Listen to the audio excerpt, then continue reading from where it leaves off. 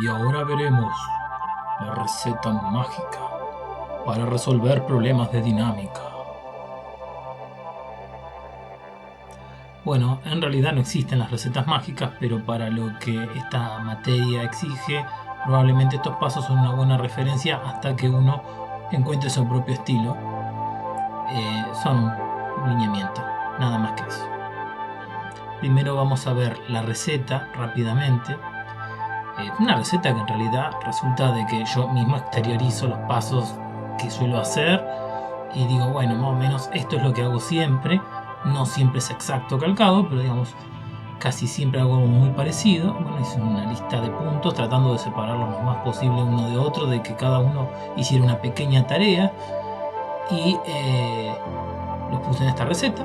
Se las enuncio primero rápidamente, les doy una idea muy rápida y después vamos a un ejemplo de cómo podemos aplicar esta receta y espero que sirva para que ya no asusten tanto los problemas de dinámica.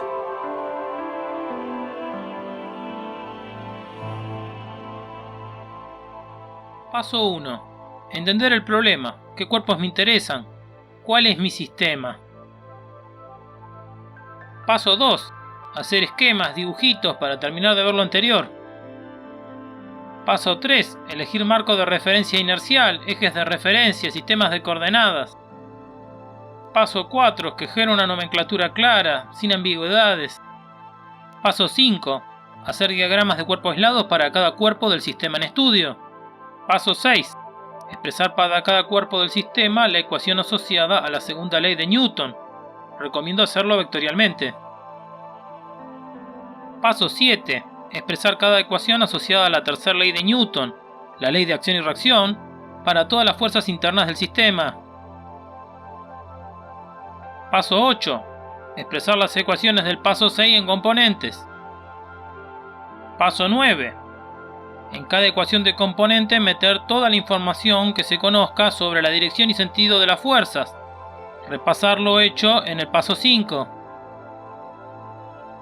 Paso 10. Teniendo en cuenta lo hecho en el paso 7, eliminar incógnitas reemplazando fuerzas por sus respectivos par de acción-reacción. Paso 11. Reemplazar expresiones explícitas de leyes de fuerzas. Paso 12. Meter las condiciones de vínculos de la forma más conveniente para reducir la cantidad de incógnitas. Paso 13. Contabilizar cantidad de ecuaciones y cantidad de incógnitas. ¿Coinciden? ¿Importa? Paso 14. Despejar del sistema de ecuaciones las incógnitas que son de interés. Paso 15. Si es relevante hacerlo, evaluar numéricamente los resultados. Como ejemplo para aplicar esta receta había pensado en un problema que en líneas generales es el siguiente. Supongamos una cuña triangular con masa de 50 kilogramos, la base y el lado derecho en ángulo de 30 grados, la base y el lado izquierdo a 60 grados. Sobre la superficie de cada lado desliza un bloque, el bloque de la derecha con masa de 10 kilogramos, el de la izquierda con 20 kilogramos. Los bloques están unidos por un hilo ideal que pasa por una polea ideal en el vértice superior de la cuña. Entre el piso y la cuña o entre el bloque de la derecha y la cuña no hay roce, pero entre la cuña y el bloque izquierdo el roce cinético viene dado por un mu de 0,3. La aceleración de la gravedad la estimamos en 9,8 metros sobre segundo cuadrados. Sobre la cuña otro agente externo ejerce una fuerza derecha a izquierda con intensidad de 500 newton. Entonces la pregunta que nos pueden hacer en ese sistema es ¿cuánto tarda el bloque izquierdo, partiendo todo el sistema de reposo, en ascender verticalmente 630 centímetros? La verdad es que este problema involucra muchos elementos y tal vez es demasiado trabajoso para un primer intento de aplicar la receta, así que lo que vamos a hacer es pensar en un problema preliminar que es parecido en algunos aspectos, pero no mete tantas cosas juntas en un mismo problema, y una vez que hagamos ese problema preliminar estaremos en condiciones de atacar el problema más pesado que estábamos proponiendo inicialmente. De hecho, van a ser dos problemas preliminares los que vamos a hacer. Este primer problema preliminar dice lo siguiente. Supongamos una cuña triangular C con masa MC. La base y el lado izquierdo en ángulo beta. Sobre la superficie de la izquierda desliza un bloque B con masa MB. Entre el piso y la cuña o entre el bloque y la cuña no hay roce. La aceleración de la gravedad la estimamos en G. Sobre la cuña otro agente externo ejerce una fuerza de derecha a izquierda F vector. Y la pregunta sería, ¿en qué condiciones el bloque B asciende o desciende? Bien, vamos a resolver el problema. En principio nos interesa la dinámica del bloque B, que es el que queremos estudiar cuándo asciende y cuándo desciende. Pero estamos viendo que al estar apoyado contra el bloque C, sus dinámicas están acopladas y por lo tanto el sistema mínimo que voy a tener que considerar es el del bloque B y la cuña C. Acá estoy haciendo el segundo paso, estoy haciendo un par de dibujitos para entender lo que estoy haciendo. Veo la cuña que tiene un ángulo beta, que tiene un bloque B apoyado, que la fuerza va de derecha a izquierda, que no hay roce.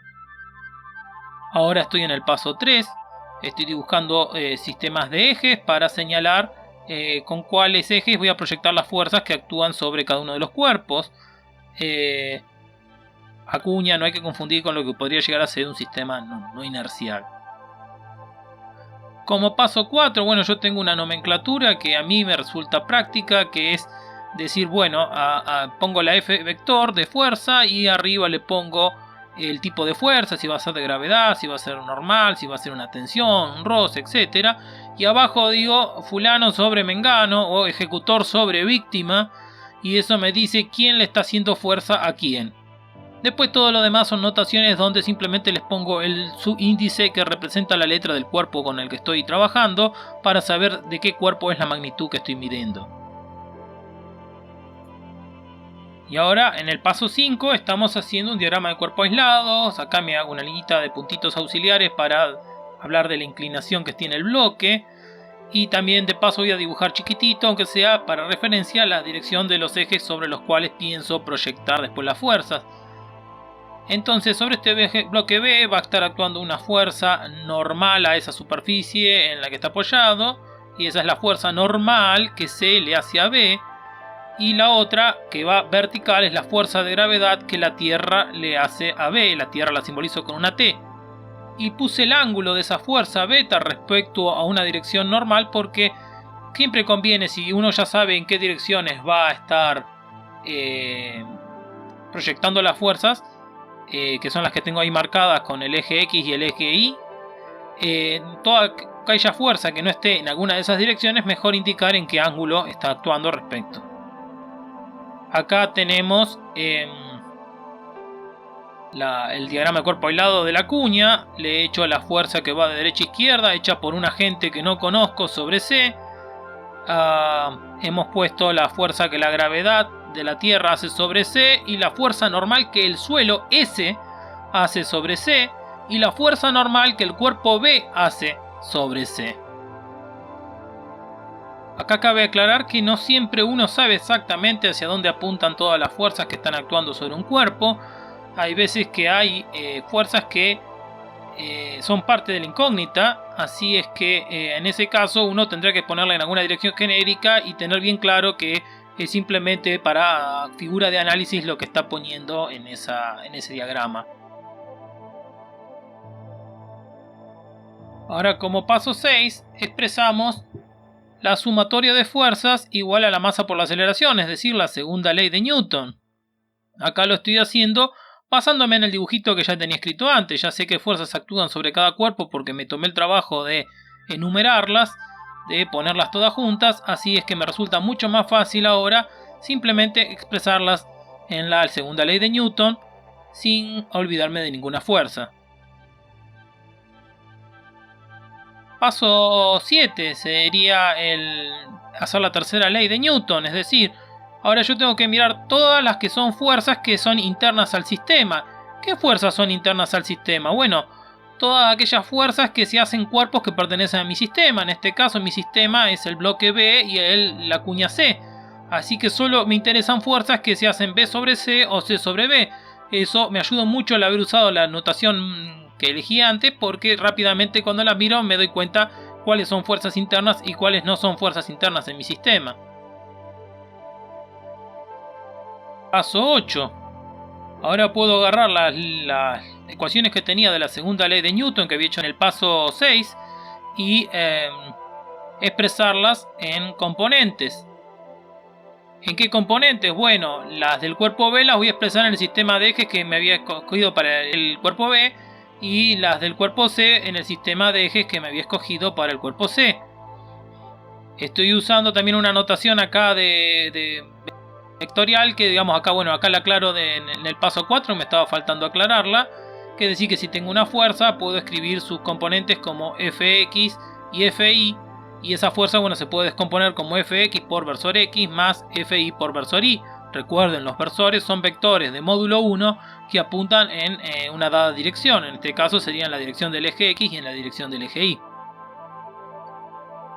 Este paso tal vez es un poco tedioso, pero cuando uno adquiere después muñeca, y ya lo puede incorporar junto con el siguiente paso, que sería el paso 9. En este paso deberíamos agarrar ese sistema de ecuaciones en componentes y meter toda la información que tengamos sobre la dirección en la que apuntan las fuerzas. Para eso nos guiamos también por el dibujito que habíamos hecho en el paso 5 y nos damos cuenta que hay fuerzas como por ejemplo la normal o la gravedad, que por cómo escogí yo los sistemas de eje, en algunos casos bueno, no van a estar en alguna de las direcciones. Por ejemplo, por cómo escogí los ejes X, B y B, puedo decir que la fuerza normal que C le hace a B solo actúa sobre el eje IB, entonces en XB su componente es 0. Por cómo escogí los ejes XC y C, puedo estar seguro que la fuerza de gravedad y la fuerza normal que actúan sobre el cuerpo C no tienen componente en la dirección XC. De la misma manera, la fuerza esa que se le está haciendo de un agente externo, que es horizontal, que es paralela al XC, sabemos que no tiene componente en el eje IC. Así que todas ellas se anulan y las podemos quitar. Después también sabemos que, por ejemplo, la fuerza de la gravedad que actúa sobre el bloque B está en un ángulo beta. Así que podemos proyectarlo en la dirección del eje X y en la dirección del eje Y. Por eso es que en la dirección del eje X podemos poner que es el módulo de la fuerza por el seno de beta, y en la dirección Y es el módulo de la fuerza por coseno de beta. Acá conviene reemplazar lo que han aprendido de trigonometría. La fuerza normal estaría en módulo porque ya escogimos los ejes de tal manera que coinciden en esa dirección, y el sentido es en el sentido positivo. Para el cuerpo C, bueno, sabíamos que la fuerza horizontal va de derecha a izquierda, como escogimos sentido positivo hacia la derecha, ahora será el módulo con un signo negativo adelante. Con la fuerza normal que está actuando en ángulo beta, vamos a poder proyectar y decir que es el módulo por seno de beta. Y bueno, lo mismo seguimos haciendo con la componente normal abajo en la dirección Y. Ahora tenemos que hacer el paso 10. Podemos reducir alguna variable teniendo en cuenta lo que habíamos visto en el paso 7, la ley de acción y reacción. Acá, como ya lo tenemos escrito en módulo la fuerza, simplemente cambiamos el módulo de una normal por el módulo de la otra y ya está, ya redujimos. Puede haber ocasiones en las que a la componente no la hemos reemplazado en función del módulo ni el ángulo que hace respecto a un determinado eje, y en ese caso, bueno, esa componente puede tener algún signo metido adentro, su magnitud puede ser distinta a la del módulo, pero digamos, lo que sí vamos a poder decir es que podemos dar la vuelta y escribir, digamos, el ejecutor víctima al revés y ponerle un signo menos adelante, y estaríamos haciendo bien la ley de acción y reacción. Pero bueno, en este caso ya lo habíamos puesto en módulo y por eso simplemente reemplazábamos los módulos. El signo ya estaba de alguna manera incorporado porque lo tuvimos en cuenta al dibujar correctamente las direcciones y sentidos de las fuerzas. Acá ya nos metemos en el paso 11, que sería reemplazar con leyes de fuerza. En este caso, la única ley de fuerza que deberíamos tener presente en este problema es bueno, la de la gravedad cerca de la superficie de la Tierra, es decir, el módulo de la fuerza de gravedad es igual a la masa del cuerpo por la aceleración de la gravedad g. Así que simplemente agarramos y reemplazamos en ese sistema de ecuaciones donde decía fuerza de la gravedad por esos valores. En un caso será con la masa B del cuerpo B y en el otro caso será con la masa C del cuerpo C. Ahora llegamos al paso 12, donde tenemos que incorporar información que meten los vínculos. Tenemos un vínculo que es por el contacto que tiene la cuña con el suelo, y sabemos que si se mantiene en contacto con el suelo, la aceleración que tendrá en la dirección vertical, la del eje IC, va a tener que ser 0. Esa condición de vínculo quizás es bastante obvia y hubieran estado tentados a reemplazarla antes, pero bueno, tratando de ser sistemáticos y aplicar esta receta, hagámoslo en este punto. Otra condición de vínculo, pero que no es tan obvia, es la que da el vínculo de que estén en contacto la superficie de la cuña con el bloque B.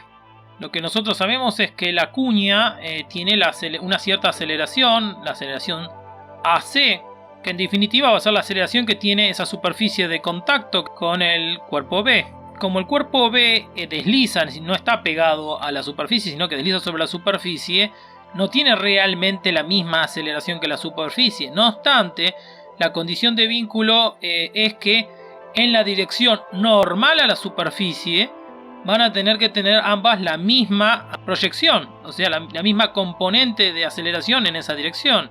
Para calcular esa proyección simplemente uno tiene que hacer el producto escalar con el versor en la dirección normal. Esa dirección normal es la que da el versor IB, es decir, el versor que apunta en la dirección del eje IB. Esencialmente es agarrar la aceleración que queremos proyectar, tomar su módulo y multiplicarla por el coseno que forma esa aceleración con la dirección IB. Acá estamos expresando entonces la igualdad de esas dos proyecciones. ¿Y les parece extraño ese vínculo? ¿No lo terminan de entender? Bueno, hagamos una justificación rápida de dónde puede salir ese vínculo. Si nosotros pensamos que está Juanito inercial, que está parado sobre el piso y lo consideramos el piso un buen sistema inercial, y pensamos en la cuña que está acelerada con aceleración C y hay otro Pepito no inercial parado arriba de la cuña, bueno, ese Pepito no inercial tendrá la aceleración AC también. Y ahora lo que vemos es que desde Juanito inercial podemos trazar un par de vectores posiciones, uno hacia Pepito y otro hacia el bloque B. También desde Pepito podemos trazar un vector posición, que acá lo hemos puesto con una prima, al bloque B. Entonces vemos qué relación hay entre las posiciones que ve Juanito y la que ve Pepito. Y entonces tenemos que la posición que ve Juanito del bloque B es la posición de Pepito más la posición que ve Pepito del bloque B. Si eso lo derivamos dos veces, vamos a obtener que la aceleración de B es la aceleración de Pepito más la aceleración B' que ve Pepito. Y esa aceleración de Pepito era, dijimos, la aceleración del bloque C. Así que desde la perspectiva de Pepito, que está parado sobre la cuña, él ve que la cuña parece que estuviera quieta. Y entonces, bueno, si la cuña está quieta, ahora nos parece más parecido a lo que veíamos cuando veíamos la cuña moviéndose sobre el piso y decíamos el piso está quieto. Decimos, claro, la aceleración del bloque B en la dirección normal a la superficie de la cuña es 0. Así que la condición que uno pone es que, bueno, la aceleración del bloque B para Pepito en la dirección normal es 0. Pero uno ahora puede reemplazar esa aceleración que ve Pepito por la aceleración que ve Juanito inercial.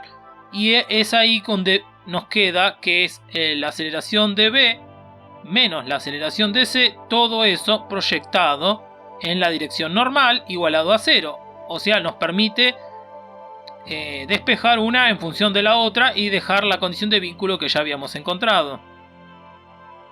Acá, bueno, estamos haciendo esa proyección, estamos tomando las componentes y el producto entre los versores, el versor IC por el versor IB. Acá estaría bueno aclarar que uno dice, pero ¿cómo? ¿No me habías dicho que los productos escalares eran los módulos multiplicados por el coseno del ángulo entre ellos? Bueno, sí, es cierto, pero bueno, el módulo de los versores es igual a 1 y el ángulo entre el versor XC y la dirección IB es 90 más beta. que es igual a menos el seno de beta. Con respecto a la proyección de la aceleración b en la dirección IB, bueno, es simplemente la componente AB en la dirección IB. Entonces tenemos esta relación que podemos reemplazar en el sistema de ecuaciones. Y una vez que hicimos eso, ya deberíamos tener el sistema de ecuaciones que tenemos que resolver. O sea, acá ya se acabó toda la física, todo el análisis, todas las figuras. Ahora es un problema puramente matemático. Ahora simplemente tenemos un sistema de ecuaciones y hay un par de valores de incógnitas que nos pueden llegar a interesar para responder alguna pregunta que nos hemos planteado o nos han planteado. Sin embargo, primero hay que hacer el paso 13. Tenemos que contabilizar y ver si tenemos tantas ecuaciones como incógnitas, porque si tuviéramos más incógnitas que ecuaciones, nos estaría faltando información para poder resolver el problema. Siempre es buena idea volver a revisar si en alguno de los otros pasos nos hemos olvidado de alguna ley de fuerza, de algún vínculo, de meter todos los pares de acción y reacción para simplificar el sistema de ecuaciones. En realidad, uno, si fuera a hacerlo todo muy formal matemáticamente, metería un montón de ecuaciones, la de la segunda ley, la de la tercera ley, las leyes de fuerza, la de vínculo, todas por separado, y después empezaría a reducirlas y tener un sistema de ecuaciones cada vez más chico. Por cómo está hecha esta receta, vamos todo el tiempo achicando, metiendo una ecuación dentro de la otra para quedarnos con un sistema de ecuación lo más chico posible al final. Así que en realidad sí, por ahí faltan ecuaciones que se olvidaron de utilizar para reducir la cantidad de incógnitas que hay en el sistema de ecuaciones final. Como sea, acá hacemos el conteo y da todo bien. Tenemos dos componentes de aceleración, la componente de aceleración del bloque B en la dirección XB y la componente de aceleración del bloque C en la dirección XC. Y tenemos dos fuerzas normales que no conocemos también, la fuerza normal que C le hace a B y la fuerza normal que el suelo le hace a C. Todo lo demás, si repasan el enunciado de este problema, son datos del problema, expresados genéricamente, pero son datos del problema. Y acá podrían preguntarse, pero bueno, ¿qué? ¿Realmente siempre aplicando esta receta nos va a quedar justo la misma cantidad de incógnitas que de ecuaciones? Bueno, si les dieron suficiente información inicial o disponían de suficiente información inicial, sí debería. Lo que puede pasar es que no siempre se disponga de toda la información. Igual, a veces no todas las ecuaciones están completamente acopladas y uno puede por ahí despejar alguna cosa aunque no pueda despejar todas las incógnitas. Eso es algo que también hay veces que hay que revisar e inspeccionar en el sistema de ecuaciones. Y nada, ahora podemos trabajar un poco con este sistema de ecuaciones. Yo lo que veo acá es que, bueno, a mí no me interesa demasiado la fuerza normal que el suelo le hace a la cuña, así que veo que la última ecuación, que es el único lugar donde aparece esa fuerza, va a tener que servir nada más que para despejar esa incógnita, así que directamente no la voy a tener en cuenta porque si no la involucro no me aparecen las otras ecuaciones, así que simplemente me quedo con tres ecuaciones. Yo veo que ya en la primera ecuación puedo despejar una de las incógnitas directamente y que después lo que puedo hacer es despejar la fuerza normal que C hace sobre B de la ecuación 3 y meterlo en la ecuación 2 para reemplazar la aceleración que me interesaba. Así que bueno, en este caso, más allá de que podría intimidar tener varias ecuaciones, resulta bastante fácil despejar las ecuaciones. Ven que lo que queda es una ecuación lineal. Lo único que hay que hacer es despejar esa incógnita, la aceleración de C en la dirección XC, que aparece linealmente en todos lados sumando. Así que muy fácil de resolver, matemática muy básica. Estos son los dos resultados que nos estaban interesando porque son las aceleraciones que me van a permitir, digamos, saber la cinemática de los cuerpos involucrados.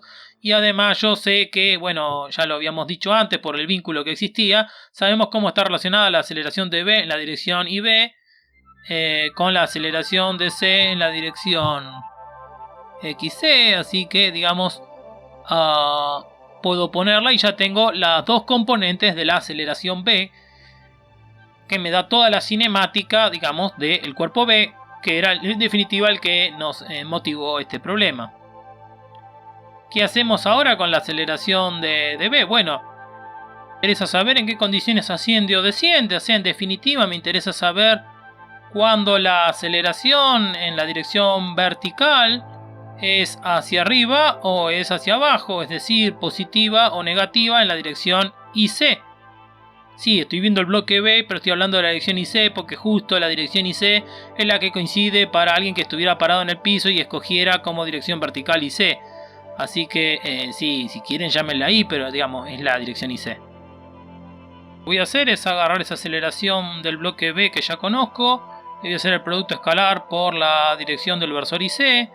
Le voy a aplicar distributiva para hacer el producto con cada una de las direcciones, la del versor XB y la del versor IB.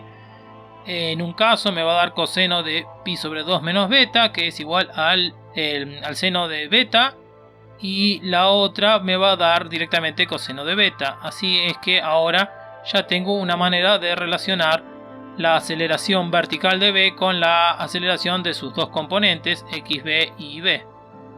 La componente de AB en la dirección IC es, bueno, este pequeño choclo que tenemos acá, el menos seno cuadrado de beta por G menos seno de beta por coseno de beta por el corchete este que dice seno de beta, coseno de beta, MBG menos módulo de F sobre todo eso MC más MB seno cuadrado de beta. Es claro que cuando esto dé positivo va a ser el cuerpo yendo hacia arriba, y cuando dé negativo va a ser que el cuerpo está yendo hacia abajo. Así que podemos estudiar como caso límite cuando se hace cero esta expresión. Esencialmente tendremos que encontrar alguna condición que, bueno, todo depende de cómo la trabajemos, pero acá, bueno, yo la acomodé un poco para como que fuera una condición sobre cuán grande debería ser esa fuerza. Es decir, despejé la fuerza externa, esa F que teníamos desde un principio, y me da que es igual a la tangente de beta por la suma de las masas por G. De paso, miren que esto tiene unidades de fuerza, que es correcto. Efectivamente, masa por aceleración tiene unidades de fuerza, así que siempre está bueno poder chequear las unidades en pasos intermedios a lo que estemos haciendo. Lo que obtuve yo acá, como estaba estudiando el caso límite en el que no sube ni baja, sería, bueno, la fuerza límite. Una fuerza por debajo de este valor debería implicar que el bloque desciende, mientras que una fuerza por arriba de este valor debería implicar que el bloque asciende. Y si alguien me pregunta por qué es en ese orden y no al revés, bueno, queda como tarea que lo respondan ustedes. Esta sería la condición que nos estaba preguntando el enunciado del problema. Un comentario más. Noten ustedes que habíamos dicho que la aceleración de B en la dirección XB es igual a menos G seno de beta. Eso es negativo. Entonces, ¿cómo puedo decir que en algunos casos el bloque asciende si esa dirección es negativa? Fíjense para dónde habíamos tomado el sentido positivo. Si fuera negativa tendría que irse para el lado opuesto, ¿no? ¿Qué está pasando? Bueno, no hay que malinterpretar el significado de esta expresión. Esa aceleración B vector es la que mide el observador inercial y la proyecta sobre ejes u orientaciones que las elige convenientemente. Entonces, efectivamente, fíjense en que aunque fuera negativa, si tenemos una componente vertical muy grande, cuando sumamos estas dos fuerzas con la regla del paralelogramo, podemos observar que tenemos una aceleración que, si la proyectamos en la dirección horizontal y vertical, efectivamente la dirección vertical da positivo hacia arriba. Bien, y aunque haya quedado concluido el problema, podría hacerles una pregunta adicional. ¿Para qué valores de la masa B la cuña se puede mover hacia la derecha? Recuerden que la fuerza externa que se está aplicando es de derecha a izquierda. La respuesta a esa pregunta debería ser alguna relación que tome como dato esa fuerza y la relacione con la masa B.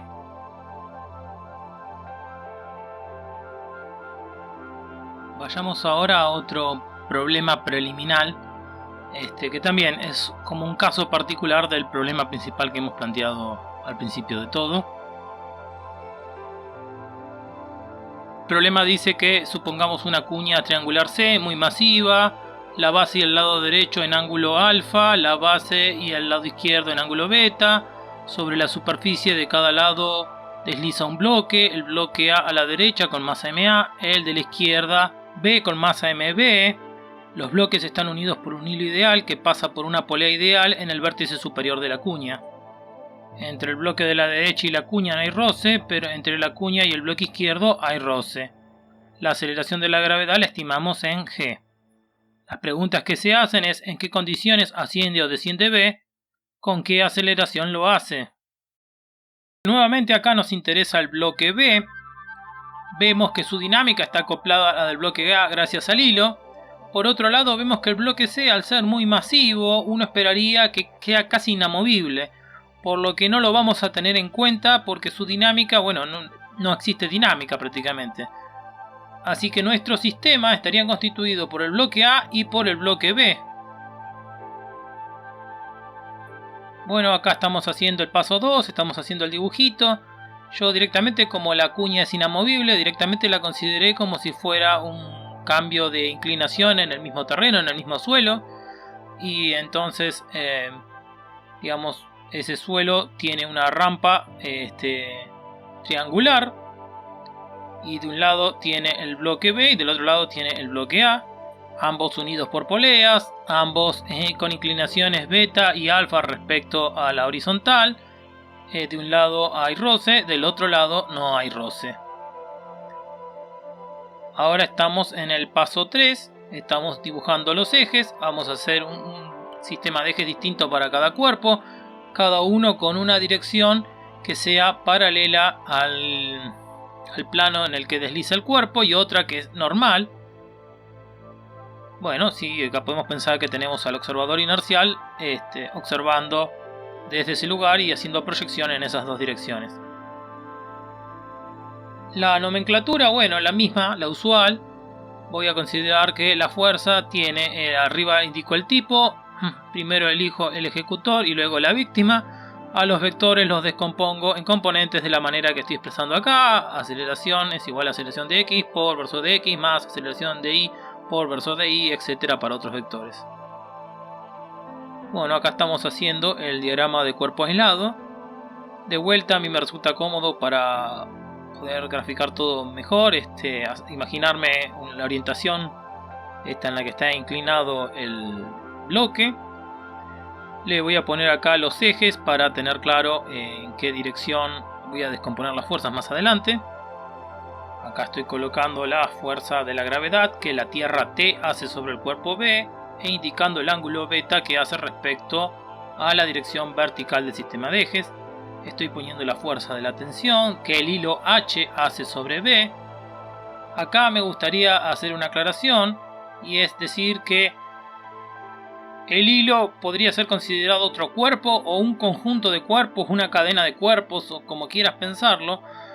Y uno dice, bueno, entonces, ¿por qué no lo estamos considerando en nuestro sistema? Bueno, porque estamos hablando de un hilo ideal. Un hilo ideal no tiene masa, está siempre tenso. Y gracias a ese conjunto de propiedades, lo habíamos estado discutiendo en algún video anterior, sabemos que la tensión en los extremos del hilo es la misma. Sabemos que producen desplazamientos similares en la dirección longitudinal, etcétera, etcétera. Así que en realidad no necesitamos conocer la vida y obra del hilo, solamente de qué manera afecta la relación entre A y B. Por eso no lo estoy teniendo en cuenta en mi sistema de cuerpos. Ahora estoy acá graficando la fuerza normal que la cuña C le hace al bloque B. Bueno, acá aclaré que justamente esa rampa, esa zona, es la cuña C. Respecto a la fuerza de roce, la estoy graficando, pero no estoy seguro si va a estar apuntando en esa dirección, porque todo dependerá si el bloque está en ascenso o está en descenso. Bueno, la dirección va a ser la misma, la recta va a ser la misma, pero el sentido puede ser distinto. Así que lo estoy colocando, bueno, de un color diferenciado para tener presente de que no necesariamente va a ser en ese sentido y que, bueno, será algo que tendré que discutir en algún punto del ejercicio más adelante. Ahora estoy haciendo el cuerpo aislado del bloque A. Estoy colocando los ejes XA y A. También estoy colocando la fuerza de la gravedad o peso que hace la Tierra sobre A. Y colocando el ángulo alfa que hace con la dirección normal o dirección del eje IA. Y estoy colocando también la fuerza normal que la rampa C hace sobre A. Y finalmente la tensión que hace el hilo H sobre A.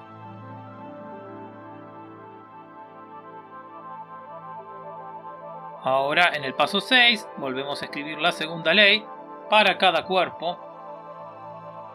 El cuerpo B y el cuerpo A, basándonos en las fuerzas que ya señalamos en el gráfico anterior. Bueno, toca hacer el paso 7, pero en realidad en este caso no tenemos fuerzas internas. Efectivamente, si miran la notación en la que hemos escrito la segunda ley o hecho los diagramas de cuerpo aislado, verán que no hay fuerzas que se hagan entre sí los cuerpos que están en el sistema, es decir, el cuerpo A y el B. No hay nada que diga fuerza de A sobre B o fuerza de B sobre A. Y esto es porque, están vinculados a través de el hilo, pero el hilo en sí mismo no está en el sistema de cuerpos que estamos considerando. Así que no hay ninguna fuerza interna entre A y B. En este punto me he vuelto bastante vago y no quiero hacer el paso 8 y el paso 9 por separado, pero ustedes las primeras veces que hagan ejercicios o hasta que le tomen la mano, podría ser conveniente que sí lo hicieran. Primero escribir las ecuaciones en componentes y luego recién hacer la evaluación sobre componentes que se anulan, cómo expresar las componentes en función de los módulos y los ángulos, etc. Cabe aclarar que cuando a veces uno dice, bueno, nada más es el módulo con un signo más o un signo menos, también ahí está uno metiendo ángulos. Un ángulo de 0 grados, si hacemos coseno de 0 grados da 1, y un ángulo de 180 grados o pi, si hacemos su coseno dará menos 1. Así que de una u otra manera siempre estamos metiendo la información de los ángulos cuando hacemos este paso. Notar que por como hemos escogido los sistemas de ejes, las componentes de la gravedad en el cuerpo B son ambas negativas, mientras que en el cuerpo A una de ellas es positiva. Fíjense en que la proyección sobre el eje XA del peso es sobre la dirección positiva del eje. A su vez, por cómo escogimos los ejes, sabemos que la tensión del hilo es hacia adentro del hilo. En el caso del cuerpo B, la tensión está dando positiva, y en el caso del cuerpo A, la tensión está dando negativa. La normal que hace en la superficie C sobre el cuerpo A o el cuerpo B en sus respectivos sistemas de ejes ha sido escogida para que sea positiva en el sentido de ese eje. Y con respecto a la fuerza roce no estoy cambiando ni tocando nada, la estoy dejando expresada en componentes y voy a hablar de ella un poquito más adelante. Acá en el paso 10 nuevamente no toca hacer nada porque, como vimos en el paso 7, no tenemos ecuaciones de acción-reacción de fuerzas internas. Por lo tanto no la podemos usar para reducir el número de incógnitas reemplazando algún par de acción-reacción en estas ecuaciones que acabamos de expresar. Nos vamos entonces directamente al paso 11, que es reemplazar leyes de fuerzas. Lo primero y más simple es reemplazar la fuerza de la gravedad por la masa por la aceleración de la gravedad. Lo siguiente es, podemos considerar a la tensión como si tuviese una especie de ley de fuerza que dijera que en ambos extremos tiene la misma tensión, y de esa manera podemos poner la tensión que actúa sobre el cuerpo A igual en módulo que la tensión que actúa sobre el cuerpo B. ¿Y qué podemos decir sobre la fuerza de roce actuando en la dirección XB? Bueno, nosotros sabemos que la fuerza de roce no es la misma en el caso estático que en el caso en que se desliza, así que analicemos lo que sabemos de la fuerza de roce.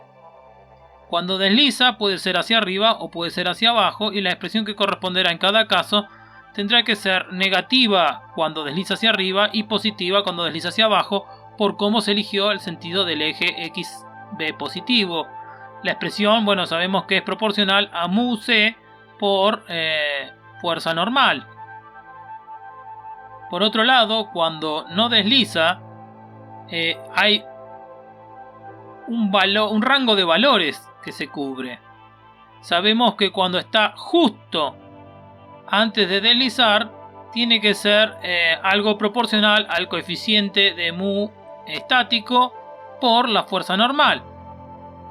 Entonces, podemos cubrir todos los casos si consideramos que genéricamente expresamos la fuerza de roce como si fuera una magnitud S por un mu por la fuerza normal, donde esa magnitud S tendrá algún valor que va entre menos 1 y 1, en realidad iría entre menos 1 y 1 solo en el caso en el que no desliza, y en el caso en el que desliza o vale 1 o vale menos 1.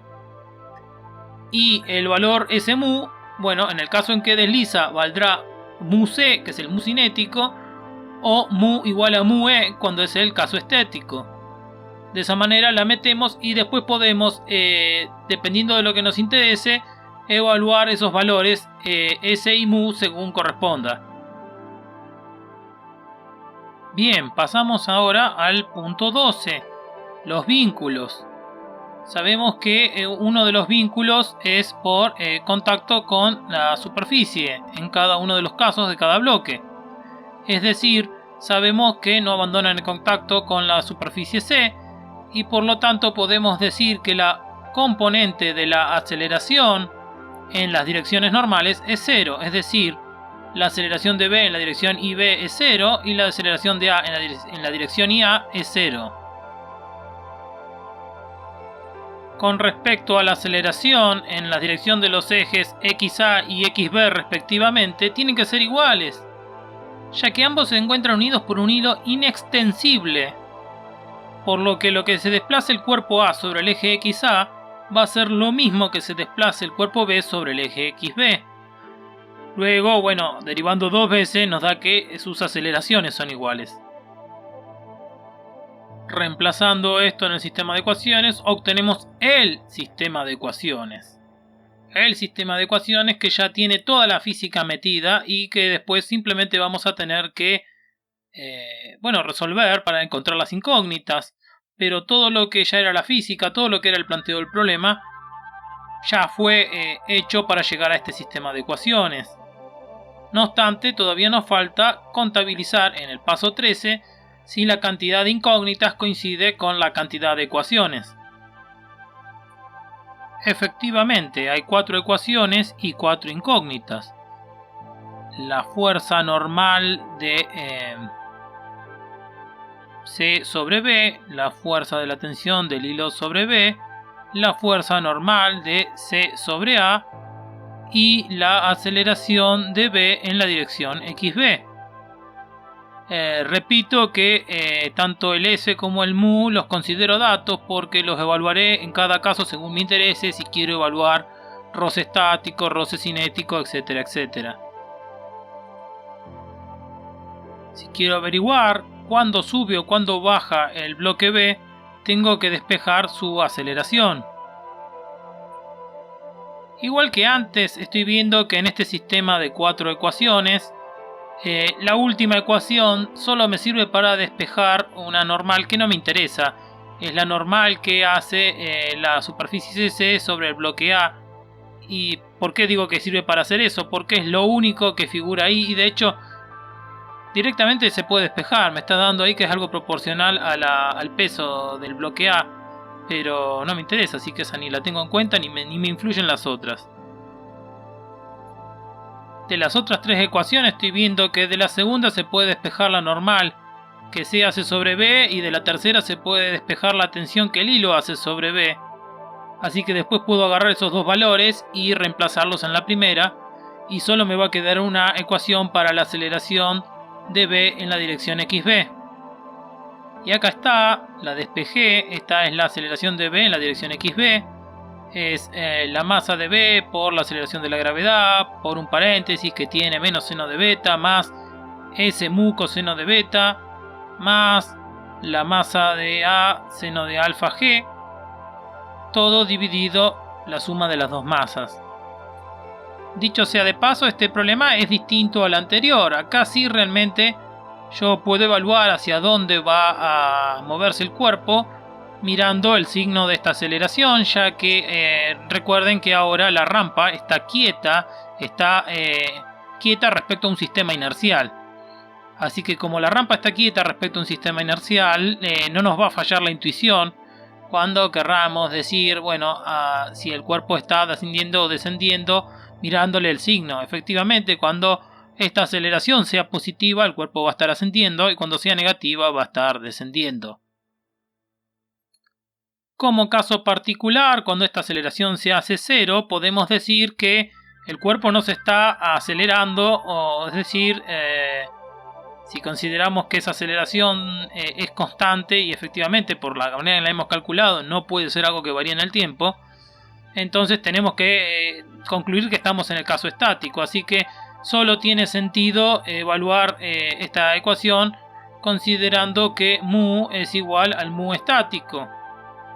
En realidad tenemos ese valor S que podría valer cualquier cosa entre menos 1 y 1, que bueno, es porque dependiendo de cuánta tensión le estemos haciendo o cuánto peso esté haciendo el bloque B, digamos, ese valor de S tiene que ser tal que se ajusta en el caso estático.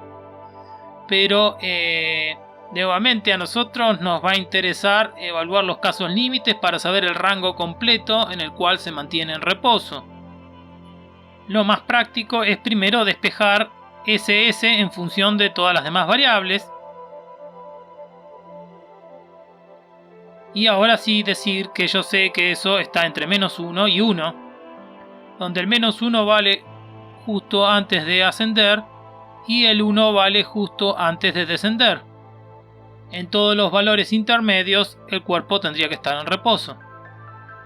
Así que ahora podemos meter S en esa desigualdad.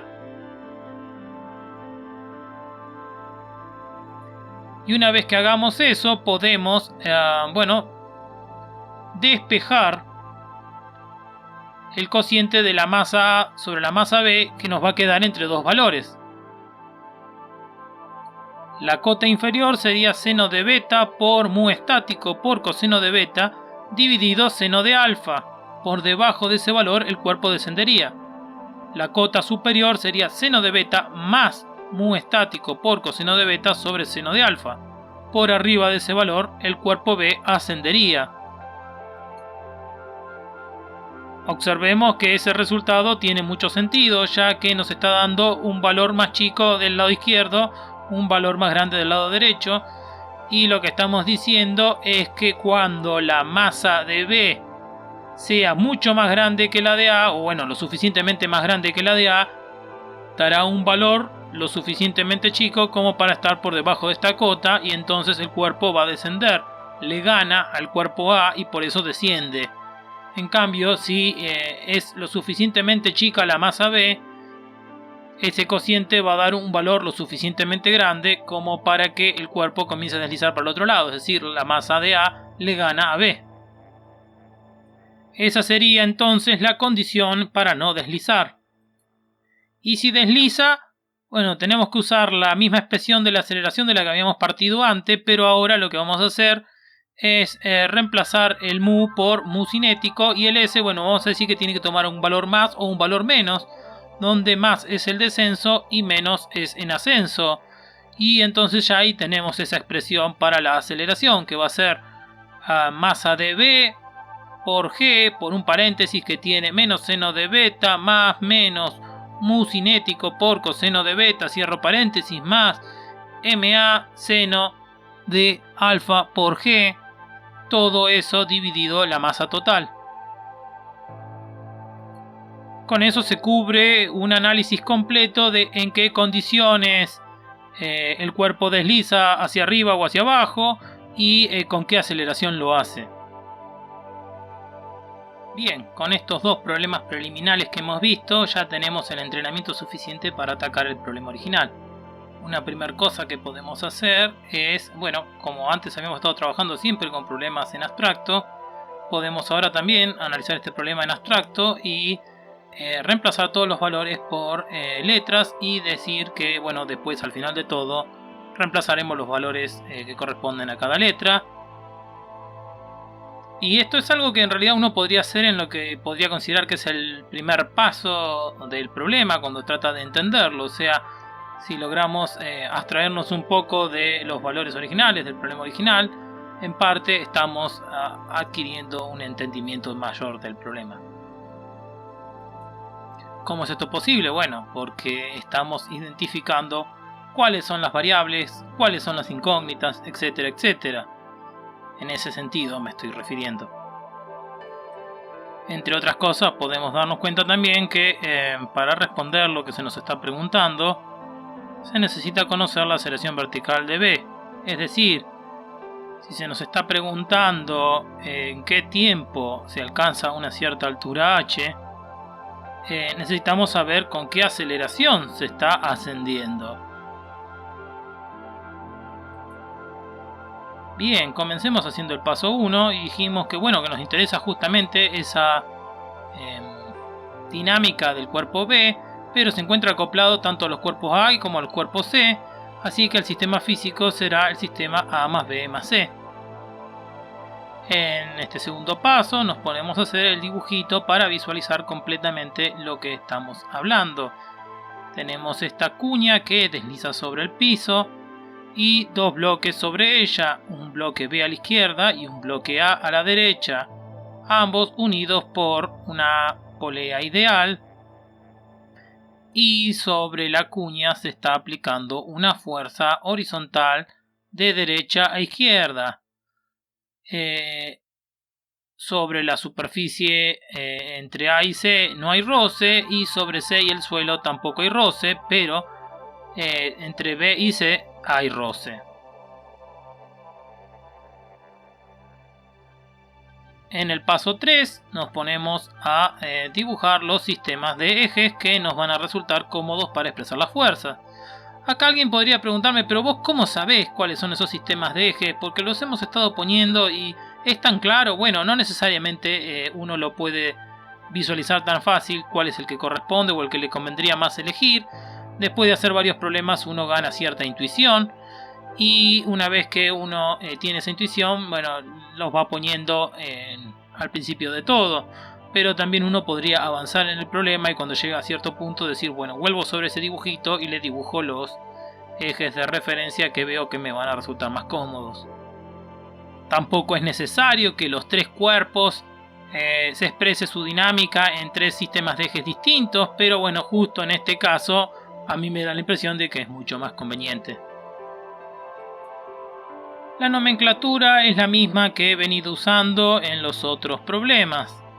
Es decir, a los ejes los llamo por el cuerpo al que me van a resultar útil expresar la fuerza sobre él. Las fuerzas las voy a escribir como que algo que te indica qué tipo de fuerza es, quién le hace fuerza a quién. Los vectores los voy a descomponer con la notación que estoy expresando aquí. Quinto paso, nuevamente, hacer los diagramas de cuerpo aislado. Son todos muy parecidos a los que ya vimos, pero ahora tenemos tres cuerpos a los cuales hacerle los diagramas de cuerpo aislado. Siempre de vuelta recomiendo hacer los sistemas de ejes de referencia para tener presente sobre qué ejes vamos a proyectar las fuerzas, y entonces cualquier fuerza que no esté exactamente en la dirección de alguno de estos ejes, conviene indicarle el ángulo que tiene respecto a esos ejes para después facilitar cualquier otro análisis. Como acá, bueno, la gravedad, estoy haciendo el ángulo beta respecto a la normal.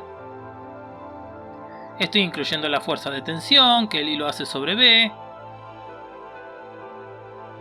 la fuerza normal que C hace sobre B y la fuerza de roce que C hace sobre B.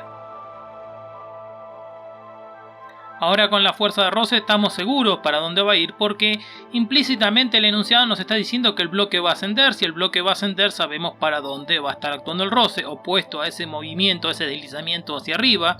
Así que efectivamente sabemos que la fuerza de roce va a apuntar en el sentido negativo del eje XB. Acá estamos graficando el diagrama de cuerpo aislado del cuerpo A. Y de vuelta estamos poniendo los ejes, estamos poniendo la fuerza de la gravedad e indicando que es respecto del eje vertical un ángulo alfa. También estamos poniendo la fuerza de tensión que el hilo hace sobre A y la fuerza normal que C hace sobre A. Finalmente nos ocupamos de colocar todas las fuerzas que actúan sobre el cuerpo C, que sería la cuña. La primera fuerza que tenemos en cuenta es esa fuerza externa que nos dice el enunciado y una fuerza externa que va de derecha a izquierda. También tenemos en cuenta la fuerza de la gravedad que la Tierra le hace al cuerpo C y una fuerza normal que el suelo S le hace al cuerpo C. También tenemos que tener en cuenta las fuerzas normales que hacen los otros dos cuerpos, A y B. Tenemos la fuerza normal que A hace sobre C y esa fuerza, bueno, respecto al sistema de ejes IC y XC, está en un ángulo alfa respecto al eje IC, así que también lo señalamos. Después tenemos la fuerza normal que B hace sobre C, respecto al eje IB está en un ángulo beta, así que también lo señalamos. Observar que uno al estar haciendo esto efectivamente está teniendo en cuenta la ley de acción y reacción, aunque todavía no llegamos a ese punto, pero uno está metiéndolo al hacer estos cuerpos y poner las fuerzas internas. Uno efectivamente está teniendo en cuenta la tercera ley de Newton. Después cuando la escriba en el paso 7 tiene sentido volver a mirar esto a ver si lo hizo todo bien. Pero primero vayamos al paso 6, escribamos la segunda ley de Newton, la cual es fácil de escribir una vez que ya sabemos cuáles son las fuerzas que actúan sobre cada cuerpo. Recuerden siempre en este paso hacerlo en forma vectorial, así no se tienen que preocupar por otra cosa que no sea simplemente sumar todas las fuerzas que hay que sumar, y nada más que eso. Ya en los pasos siguientes nos preocuparemos después sobre direcciones, sentidos, leyes de fuerza, etc. Pero por eso estamos haciendo esta receta, para que queden bien separados los pasos y cada paso sea una pequeña cosita la que hay que hacer. Ahora sí, hagamos el paso 7, señalemos cuáles son todas las fuerzas internas. ¿Cómo sabemos cuáles son las fuerzas internas? Bueno, si hemos usado la notación que yo les recomiendo, van a tener todas fuerzas que van a hacer algo sobre otra cosa, y ese algo y esa otra cosa tienen que ser parte del conjunto de cuerpos que está en lo que yo consideré el sistema físico de estudio que me interesa. Es decir, A, B y C. Cualquier cosa que vincule A con B, B con C, A con C, son fuerzas internas. Así que todas las fuerzas internas tienen que estar vinculadas con la ley de acción y reacción. En particular en este caso son fuerzas normales y de roce. Pasemos entonces ahora al paso 8 más 9. Repito, las primeras veces tal vez deberían hacer el paso 8, escribir todas las ecuaciones en componentes, y luego recién en el paso 9 decir sobre las direcciones y sentidos de las fuerzas. Yo acá ya lo estoy saltando ese paso, juntando los dos pasos porque me puse medio vago. Pero les recomiendo que hagan unos cuantos ejercicios donde hagan ese paso intermedio, medio plomazo que hace gastar tinta al virome o lo que fuera, el lápiz, para, digamos, terminar de asentarlo en la cabeza. No hay mayores misterios acá. Uno lo que tiene que ver es qué fuerzas están en las direcciones de los ejes de cada, digamos, que usamos como referencia para cada cuerpo. Y esas fuerzas, bueno, va a ser fácil, simplemente las pueden poner en módulo y ponerles algún signo, más, menos, dependiendo de si van en el sentido del eje positivo o el sentido del eje negativo. Las restantes fuerzas que estén en una dirección distinta a los ejes que escogieron, bueno, van a tener que proyectarlas. En proyecciones ya les dije, para proyectar una fuerza en la dirección de un dado eje, tienen que ver qué ángulo forma con ese eje la fuerza, y es el módulo de la fuerza por el coseno de ese ángulo. Pero ese ángulo es un ángulo que muchas veces no es justo el ángulo que tienen. Bueno, puede ser que le tengan que sumar pi, que le tengan que sumar pi sobre 2, es decir, 180 grados, 90 grados. Eso lo que va a hacer es o que cambie de signo el coseno, o que cambie el coseno por un seno, o que cambie por un menos seno. Eso, si tienen fresco trigonometría, no deberían tener mayores problemas para hacer esas cuentas. Y si no tienen eso fresco, es un buen incentivo para repasarlo. Nuevamente, esto es una receta en la que trato de poner la menor cantidad de acciones por paso.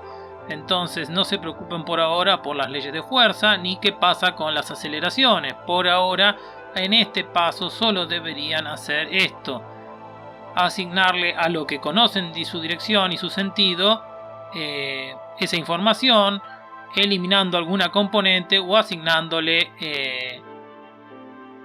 una expresión funcional que dependa del módulo y del ángulo de proyección sobre el eje que les interesa. Como paso 10, deberíamos identificar todos los pares de acción y reacción que están en las ecuaciones y poner de un par de acción y reacción una en función de la otra. Acá lo que me resulta más fácil o más práctico a mí es sobre el cuerpo C hacer los pares de acción y reacción que tienen con B y con A. Así que bueno, acá los estoy marcando y estoy diciendo por qué lo debería estar reemplazando.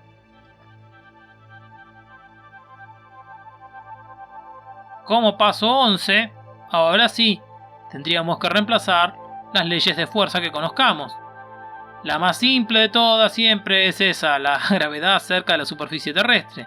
Es la masa por la aceleración de la gravedad. Si ya tenemos el peso o la fuerza de atracción gravitatoria, como quieran llamarlo, expresado en módulo, simplemente tendremos que reemplazar masa por aceleración de la gravedad, m por g. Con el roce sabemos que podemos expresarlo como, en este caso, mu cinético por el módulo de la normal. Y bueno, el signo ya lo marcaron supuestamente en el paso anterior. Con las tensiones, bueno, sabemos que las tensiones en ambos extremos de un hilo son iguales en módulo. Pasemos entonces a lo que a mí personalmente siempre me ha resultado como la parte más engorrosa o más difícil, que es el paso 12, introducir los vínculos. Acá tenemos un vínculo por superficie de contacto y otro vínculo por el hilo inextensible que conecta los cuerpos. Bueno, en realidad son varios vínculos por contacto en superficies. El que hace la cuña C con la superficie del suelo es probablemente el más fácil de todos, porque nos está diciendo de que en la dirección del eje IC no se está moviendo la cuña y por lo tanto no está acelerada, así que podemos decir que esa componente de la aceleración es 0. Y a su vez podemos decir que la componente en la dirección XC es negativa, es decir, menos 1 por el módulo del vector aceleración C. ¿Por qué digo que tiene que ser negativo y no positivo? Bueno, si bien me parece obvio, es justo decir que habría que demostrarlo, pero si ya sabemos por la intuición que ganamos en los otros problemas, nos vamos a dar cuenta que es necesario para que ascienda el bloque B. Pero si no lo estamos viendo, bueno, habría que demostrarlo y hacerlo con un poco más cuidado, como se hizo en los otros problemas. Otro vínculo es el de las superficies donde apoyan el bloque B y donde apoyan el bloque A. Acá nos tenemos que dar cuenta que la aceleración de esos cuerpos en la dirección normal de esas superficies tiene que ser igual que la aceleración de esas superficies en esa dirección normal. La proyección, como es usual, se hace multiplicando por el versor en la dirección que nos interesa. Y este producto va a quedar en función del módulo del vector que estamos multiplicando por el coseno de un ángulo entre esos versores, pero dependiendo del ángulo que sea, tal vez podemos expresarlo en función de senos, o cosenos, o menos senos, o menos cosenos. De vuelta, repasen trigonometría. El vínculo que da la conexión con el hilo entre A y B, bueno, es probablemente el menos intuitivo de todos, de los que estamos poniendo acá. Principalmente porque no apareció ninguno de los otros problemas, o no al menos de esta manera. Y es que ahora no vamos a decir que las aceleraciones en las direcciones del eje XB y del eje XA en cada caso nos tienen que dar iguales, sino que vamos a decir que es la aceleración de uno menos la aceleración de la superficie proyectada tiene que ser igual a la aceleración del otro menos la aceleración de la superficie proyectada. De ahí vamos a poder despejar la componente XA de la aceleración A como igual a la componente XB de la aceleración B más el módulo de la aceleración de la cuña por paréntesis coseno de beta menos coseno de alfa. Y esto parece muy raro, tal vez cuesta entenderlo, y entonces rápidamente vamos a hacer, como hicimos en uno de los problemas anteriores, un pequeño análisis para darnos cuenta de dónde cuernos es que está saliendo este vínculo. Y la idea es la misma que antes. Seguimos teniendo un observador inercial parado en el suelo, supuestamente bien inercial, y otro no inercial, Pepito no inercial, parado arriba del sistema de la cuña. Para Pepito la cuña está en reposo y solo se están moviendo los bloques A y los bloques B.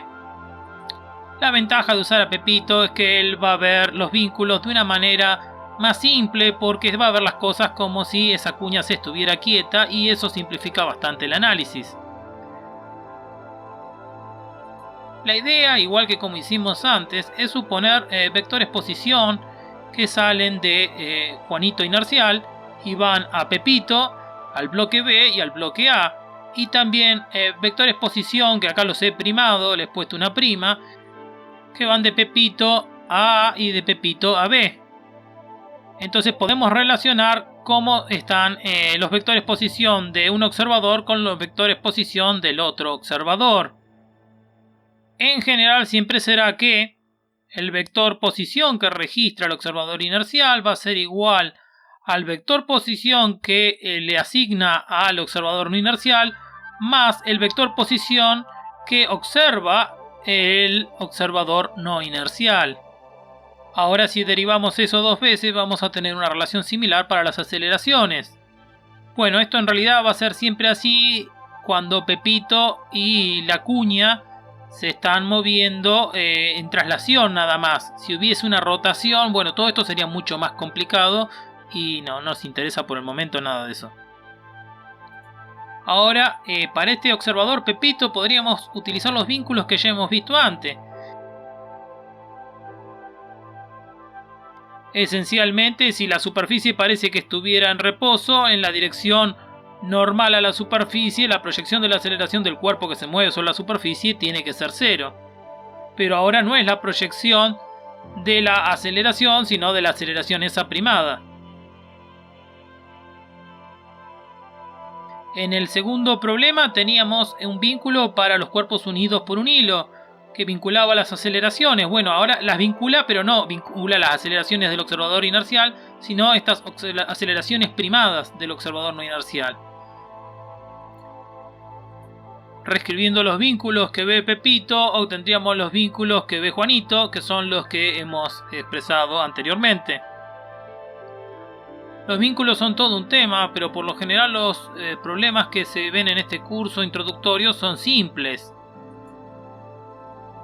Por lo general.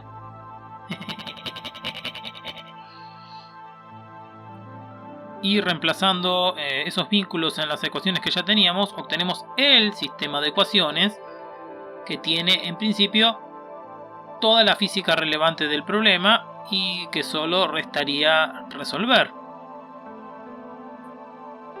Pero primero es aconsejable hacer el paso 13, en el cual contabilizamos la cantidad de incógnitas y la cotejamos con la cantidad de ecuaciones que tenemos, para verificar si tenemos la misma cantidad de una que de la otra.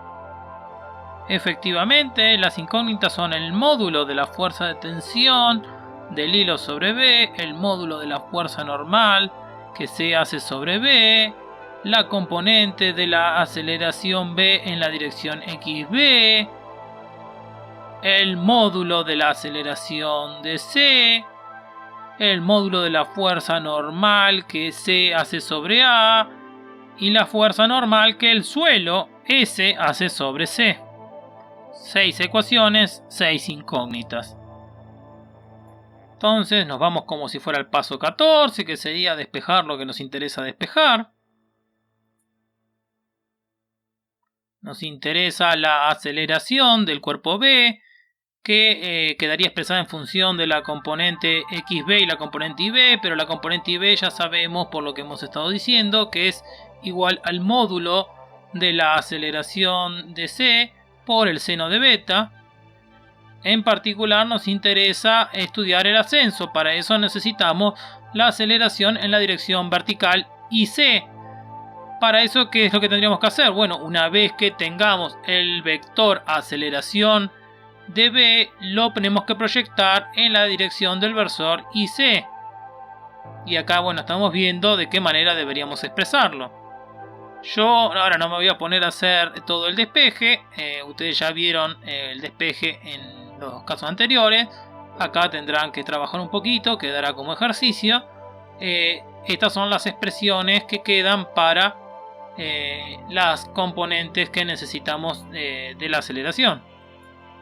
El módulo de la aceleración del cuerpo C entonces será un numerador que vendrá dado por el módulo de la fuerza externa más G por un paréntesis que contiene a la masa de A por el coseno de alfa por el seno de alfa menos la masa de B por el coseno de beta, se abre otro paréntesis, seno de beta más mu coseno de beta, se cierran los dos paréntesis, todo eso dividido la masa por el seno cuadrado de alfa más la masa de B por seno de beta, todo por un paréntesis, seno de beta más mu coseno de beta, cierra paréntesis, más la masa de C. ¿Les pareció un choclo? Miren la que sigue después. La aceleración de B en la dirección XB tendrá que ser todo un numerador que será G corchete masa de A seno de alfa menos masa de B por seno de beta más mu coseno de beta, cierra paréntesis, cierra corchete, más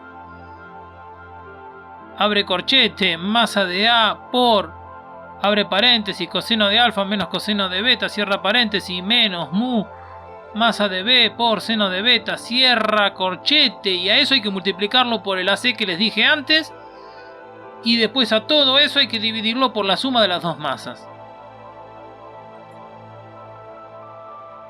¡Guau! ¡Qué choclo! ¿Y si nos equivocamos en el camino? ¿Y si metimos la pata en algún lado? ¿Estará bien esto? Bueno, no sé. Primero que lo tienen que hacer y verificar si da lo que digo yo. Por ahí me equivoqué. Podría pasar, sí, cómo no. No voy a decir que no me puedo equivocar. Así que mejor si lo chequean. Ahora, es interesante porque si ustedes miran esta expresión, van a notar que recuperan los casos anteriores en algunas situaciones límites. ¿En qué situaciones límites? Bueno, a ver, el primer ejercicio. No había bloque A.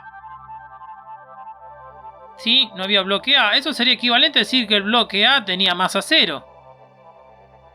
No había roce. Bueno, eso sería equivalente a decir que mu vale 0. Bueno, deberíamos obtener resultados compatibles con los que habíamos obtenido en ese problema. Pensemos en el problema segundo. Ahora teníamos que era tan masivo que no se movía el cuerpo C. Entonces acá tendríamos que hacer que la masa C sea infinita y la aceleración en C tendría que dar 0. Bueno, efectivamente, miremos esta expresión. Si hacemos tender la masa de C a infinito, la aceleración va a dar 0. O sea que eso está bueno. Y si consideramos que estamos en el caso de bloque B que asciende, debería quedarnos con la misma expresión que habíamos obtenido para la aceleración en la componente XB. ¿Y por qué nos tendría que importar que se reobtengan los otros casos? Bueno, porque en general esto sería un paso 14 bis, 15 bis, no sé, qué sé yo, como quieran llamarlo, ya no me importa numerar nada en la receta, pero digamos, uno muchas veces lo que hace es compara un nuevo resultado con resultados que ya conocía de antes, mirándolos como si fueran casos particulares o casos límites, etc. Y en este caso lo podemos hacer porque hicimos problemas parecidos. Así que el consejo es que si en algún momento están haciendo un problema en un examen que se parece mucho a uno que ya hicieron, fíjense si en algún límite, en alguna condición, obtienen el mismo problema, los mismos resultados que en el otro problema. También podrían hacer que las dos cosas converjan, ¿no? Agarrar el resultado que ya conocían, tomarle un límite que lleve a lo mismo que el resultado de esta nueva cosa, y bueno, no sé, 1000 cosas más que se me pueden ocurrir para chequear si un resultado puede llegar o no estar correcto. Por supuesto, lo mejor es hacer todas las cuentas bien y no haber metido la pata, pero siempre está bueno poder ver la similitud entre un problema y el otro, siempre que se haga bien. Entonces ahora pensemos en la cinemática. Por lo que sabíamos de cinemática, cuando teníamos una aceleración constante, que este caso es el de aceleración constante, porque nos dio una aceleración constante, podemos decir que la altura, si partí del reposo, va a tener que ser un medio de la aceleración de v en la dirección ic por el tiempo transcurrido al cuadrado. Es decir, la altura en función del tiempo tiene esa relación. De ahí podemos despejar entonces el tiempo en función de una altura conocida y la aceleración. Y ahora podemos construir esa aceleración con la expresión que habíamos visto más arriba en función del módulo de AC y de la aceleración de v en la dirección xb. Si reemplazan en todo ese choclo todos los valores que eran datos en el problema, miren la esquina izquierda de la imagen, bueno, deberían obtener que aproximadamente ese tiempo es de 3 segundos. Y si hicieron todo esto y vieron esto, ya se darán cuenta que a mí y a la mayoría de los físicos en estos problemas realmente no nos interesa tanto el valor numérico al final, sino todo lo que pasó en el medio y, llegado el caso, la expresión algebraica del resultado. Así que por eso también les aconsejo que se concentren más en esas expresiones que nos dan una información mucho más general que la que obtienen cuando finalmente evalúan una serie de valores de datos que fueron dados simplemente para motivar el problema. Nuevamente pude haber metido la pata, así que estos resultados creo que son los correctos, pero ustedes deberían revisarlo como ejercicio. Y nada. Esa es la receta para resolver problemas de dinámica mágicamente. Súper fácil, ¿no? Bien, esa fue la receta mágica para hacer los problemas de dinámica. Espero que les sea útil a aquel que todavía deba aprobar ese tema.